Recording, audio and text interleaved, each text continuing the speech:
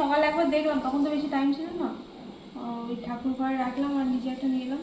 আবার একটু পরে যাবো রান্না বান্না সেরে, তখন গিয়ে দেখলাম।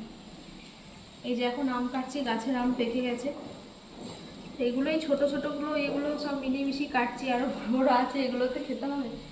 তো এই যে হ্যাঁ, ও ওই ঘরে আম, ও ঝুড়িতে আছে আম অনেক। এই যে এটা কিন্তু হিমসাগর, কিন্তু হিমসাগর ছোটও হয়েছে বড় হয়েছে, এগুলো ছোট ছোট সাইজগুলো।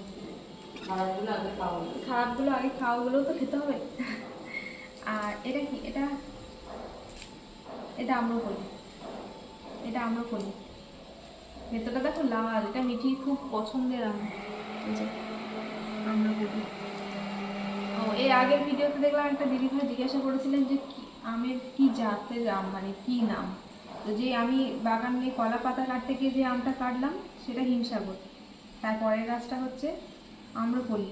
আর এই বড় বড় যে আমগুলো, এগুলোর নাম আমরাও জানি না।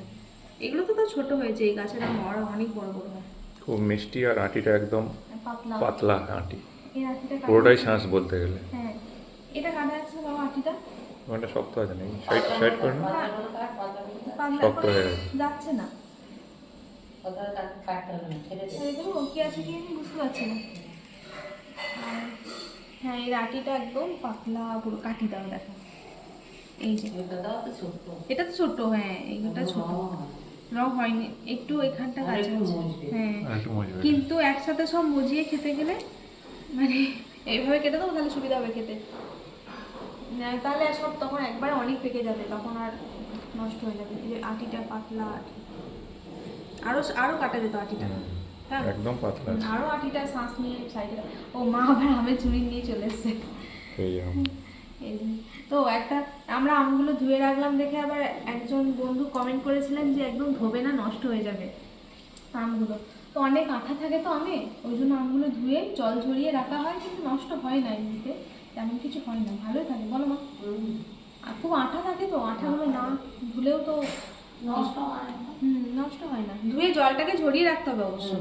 আর হ্যাঁ, আর মানে একটা জায়গায় ইয়ে করে রেখে দিলে হবে না, একটা একটা করে সাজিয়ে রাখতে হবে, একটার সাথে একটা লেগে থাকলে হবে যেন না টাচ হয় একটার সাথে একটা, একটু গ্যাপে গ্যাপে একটা একটা করে সাজিয়ে সাজিয়ে যত্ন সহকারে রাখতে হবে।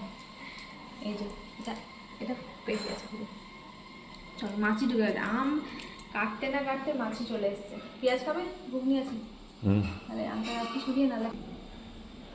এখানে বড় বড় আম আছে, এখানে উপরে আরো বড় আছে, আরো বড় আছে। এই যে এটা এই বছর তো সেই রকম বড় হয়নি, এই বছর আম বড় হয়নি, হ্যাঁ গাছটা পুরনো হয়ে যাচ্ছে বলে নিচে নাকি নাকি ওই জন্য।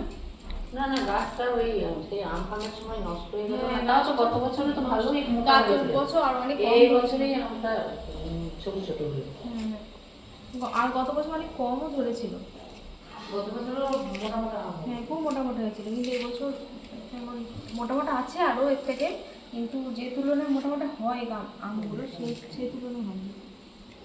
চলো এরপর টিফিন খাওয়া হবে, রান্না বান্না অনেকটাই হয়ে গেছে, এখন একটু একটু বাকি আছে, মেন রান্নাগুলো হয়ে গেছে। এই যে চলো পেঁয়াজটা ধুয়ে আনি, পেঁয়াজটা ছাল ছাড়িয়ে ধুয়ে তারপর পিস করলে ভালো হয়, আবার কতবার উঠবো ওই জন্য একবার কেটে দিয়ে। আয় আয়, কি বলছে মামি? বলো কি বলছিস? মুখ ধুচ্ছ? ধো, চুল ধুচ্ছ? ধো, ফুটে স্নান করবে। এই যে মা দেখো তোমার মুড়িটা একবার ঠিক দিন, না না না না দেখি ওই যে ওইটা দিয়ে দিলাম, দাদা দাদা হ্যাঁ ঢেলে দাও, দেখো তোমার তো আম খাবো। এখন সকাল দুপুর রাত্রি তো, এখন সকাল দুপুর রাত্রি 3 বেলা এখন আম খাওয়া হবে। এখন এই আম শেষ হতে হতে হিমসাগর আম বাজার থেকে উঠে যায়, আমাদের গাছের আম শেষ হতে, বলো হিমসাগর আম এখন আর তেমন একটা খাওয়া হয় না, শুধু মিঠির জন্য আনা হয়, কারণ মিঠি আবার এই বড় গাছের আম খায় না, শুধু মাঝে গাছের আম খায়। আর এই বাড়ির হিমসাগরটা আমার অত ভালো লাগছে না, নাকি গো? ঠিকমতো না মজলে খেতে ভালো লাগবে না, এরকম মজেছে আমগুলো, কিন্তু কার বাইট দেওয়া, হ্যাঁ এই যে এখানে রয়েছে ঘুগনি বাটি বাটি করে দিই, খাওয়া দাওয়া করে চলুন বন্ধুরা। খুব গরম, ফ্যান না চালিয়ে ক্যামেরাম্যানের অবস্থা খারাপ হয়ে যাচ্ছে। চলুন এখন টাটা খেয়ে না নিই। দিয়ে দাও দিয়ে দাও। না ঠিক আছে, রেখে দাও, আমি বাড়ি করে বাড়ি আস্তে আস্তে